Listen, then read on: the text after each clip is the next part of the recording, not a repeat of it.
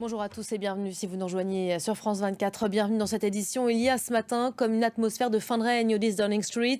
Lassés par les scandales à répétition, deux nouveaux ministres ont donc claqué la porte ce matin, dont celui des enfants et de la famille.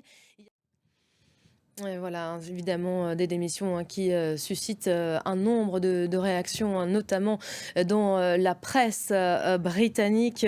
Voyez un peu les gros titres. Une presse donc très pessimiste à l'image de la classe politique, même si certains au sein du gouvernement continuent de lui apporter leur soutien. Laura Oudot. Elle s'élancera aussi cet après-midi dans l'arène. Elisabeth Borne a rendez-vous tout à l'heure à l'Assemblée nationale. Baptême du feu devant le Parlement à 15h heure de Paris pour la Première ministre qui prononcera sa déclaration de politique générale. Un exercice périlleux pour la chef du gouvernement qui ne se soumettra pas au traditionnel vote de confiance. À la place, les oppositions de gauche prévoient de déposer une motion de censure, comme nous l'explique tout de suite Anaïs Furtad.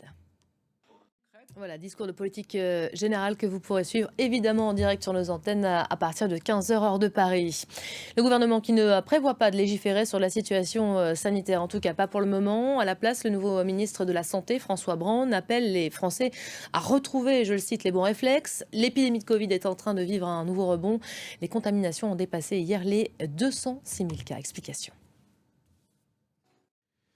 Et sur le front ukrainien maintenant, des appels à évacuer la région de Sloviansk ont été émis ces dernières heures. Situation très critique dans cette zone du Donbass où l'armée...